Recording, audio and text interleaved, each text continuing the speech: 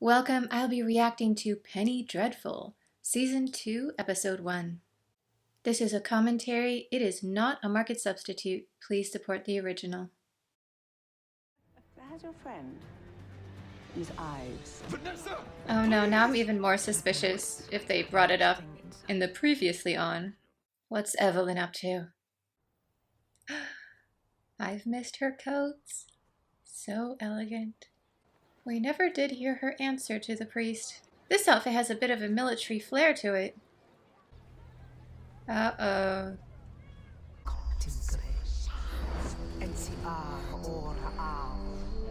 What is her goal here? I was wondering if they would change up the opening, but I don't think so. Then again, why mess with perfection? Is he aware of what he does? Or does he kind of just wake up afterward and not know exactly what happened? I love the dripping blood sound effects. That is attention to detail. Time to leave town. Wait, he does know he's a werewolf, right? He seems surprised. Plot twist. What if his father isn't actually a bad guy at all? And he knew his son would have this awakening, turning, transformation. And he's been trying to get him home to keep people safe. I need to talk to you, not inside the house. Take us on the tour, any way you like. Coachman's choice. Do you honestly believe you can escape them? And the other ones? The ones inside us? Inside me, you mean? No, that's not what I mean. I like these blackouts. Times I can't remember. What happens? So he doesn't know. Now what? I think the coachman's gone. Oh wow. These don't look like the normal brides.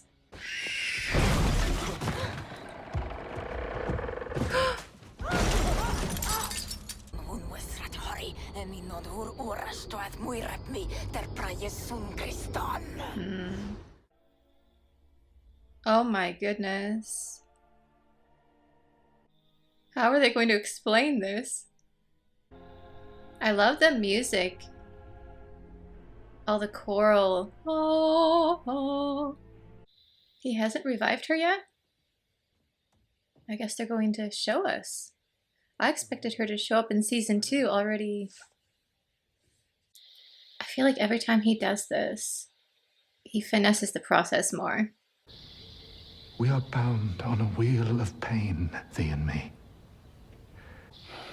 Like the others. Those with the creature we killed. Different. Not by a long shot. You knew them. Yes. What are they? Oh, he can't leave her like this. They're friends.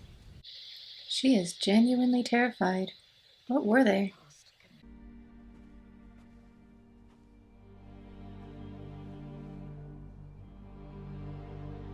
If I was him, and that was my friend in there, I would stake out the place all night.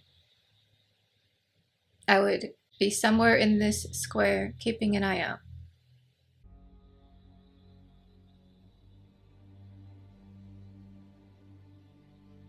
I think he's gonna do it too. I had a feeling. I don't know which makes me sadder. Mina's full coffin. Or Peter's empty one. Others. But I live in the house here. You stay in You live London. in London. I'll go to Africa. He did not treat her very well. Good for her for speaking up. Beautiful horses. He's getting yet another bleak look at humanity here. A waxworks place. My notice? For employment. Gads, is that still up? I've forgotten about it. No one wants to work here. People find it unnerving. Homicide scenes plucked from the headlines and recreated here in the most minute detail. Oh my. Considering the popularity of serial killer podcasts today, people have a bit of a macabre fascination. So this might actually work. Yes. Well, before we get you all signed and sealed, you'll have to meet the rest of the Putneys. See who holds the pocketbook. Oh. Here, look at this. My newest crime. Oh no, is it Chandler's? I give you the Mariners Inn Massacre. Yep. More brick. There'll be no wood left in the city before long. Brick lasts longer. But without character. Wood holds its history. It's true. Probably because it was alive once, with the dryads. It's difficult when you've had to rely only on yourself for so long to trust other people. I really understand what she's going through here. Well, it'll be awkward if Dr. Frankenstein falls for her. We'll have a love quadrangle? Let me fetch my bag. You will not need it. What will I need? Courage. Oh, love that line. It's starting to rain. Perhaps it will storm later. That's what they need to... Oh, his wife really is in charge. The hours are 1 hour before opening until 2 hours after we close, which is midnight on weekends. We take no holidays. We observe no religious occasions. I know that actor. She's awesome. Miss Putney. Mr. Clare, Oh, she's blind. may I touch your face? It is good to meet you. That face will make our fortune. Oh, they think that people come partly to see him. Oh.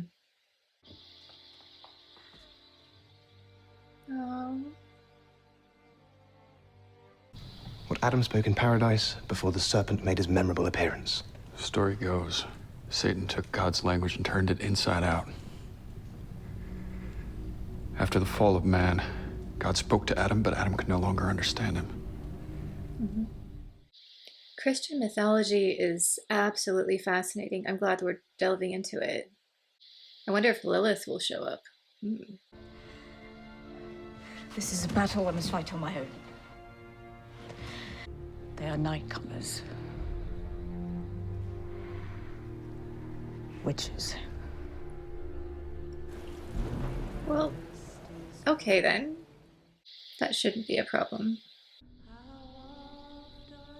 Is that Evelyn? How green and spring up. Ah, the bloodbath. Iconic. So they're going up against a coven. Mother? These three are unequal to our great task. No, Hecate, the fault's mine. Hecate. That's a rather presumptuous name to give whatever their relationship is. Keep saying, remember, death comes for us all. All a man can And do from is that day, smile it back. became a custom in Rome. Sorry. I love Gladiator. Memento mori. Look behind you. Remember that you are a man. Remember that you will die. Evelyn is amazing. She'll talk to us in her own time. And until then, We have a language to learn. You have a guest room. yes. I'll stay there. I knew the storm was coming tonight. His stagehand work is coming in handy right now. This must be surreal for Caliban, kind of watching what happened when he was originally resurrected. This is always so exciting. Oh, it's mad science time.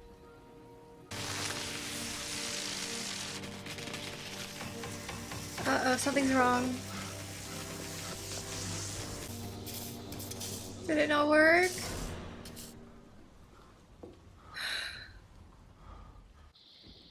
We'll see a hand. Yeah.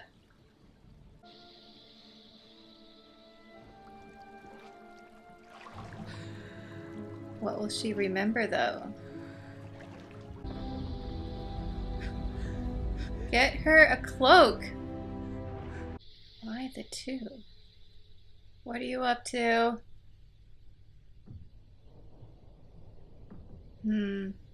Oracular work, perhaps? When blood magic comes out, you know it's serious. Extremely dangerous to work with. Strange sigil.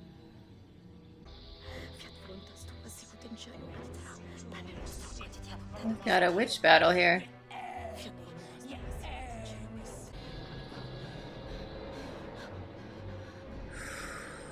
First rule of magic. Don't be afraid of the dark. Be the thing people are afraid of in the dark. She's forgotten that rule. I think they did a good job of getting the team back together and establishing what the main big bad will be this season.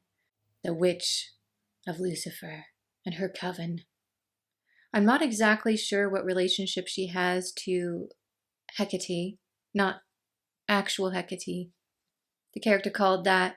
It almost seemed like they were lovers, but then she said my daughters. Maybe she just meant in a coven sense.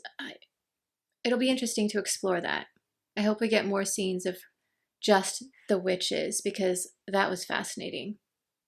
It will also be intriguing to see what happens with Caliban this season, because he has a steady job again. Lavinia is blind. She doesn't know what he looks like, so she won't judge him based on that, and I feel like they're going to develop some kind of a relationship.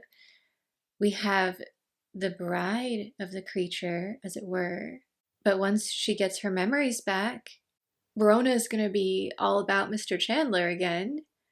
And then we had that scene with Dr. Frankenstein kind of falling for her as well. What a mess. That's going to be great to watch. I kind of hope for her character that in the end, she just tells them all to get lost.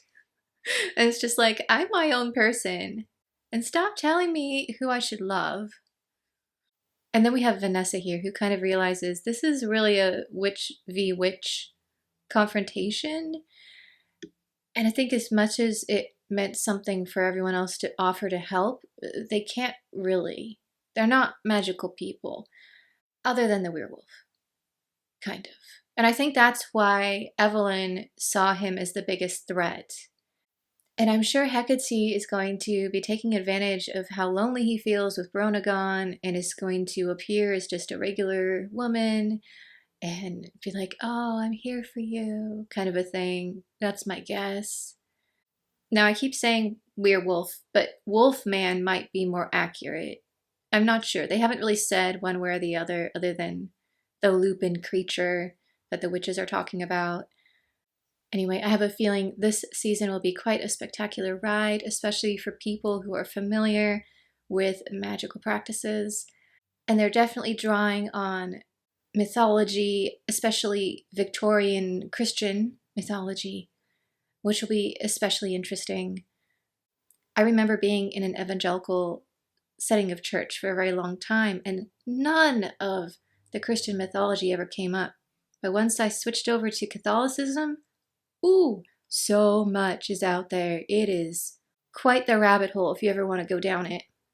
Really briefly, I was introduced to it in college, as a matter of fact.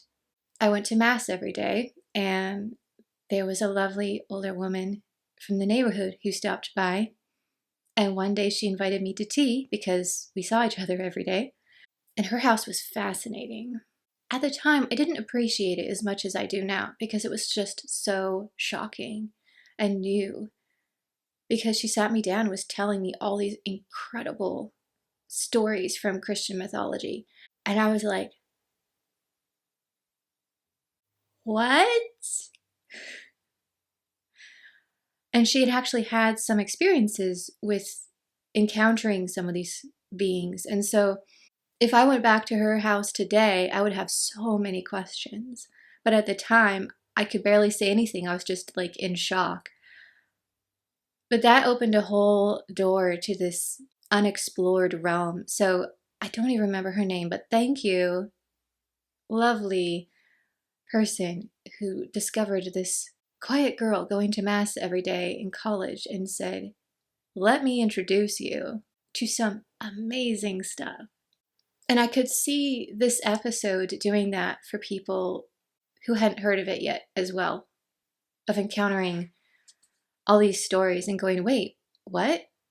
And then looking up more about, especially the creation myths.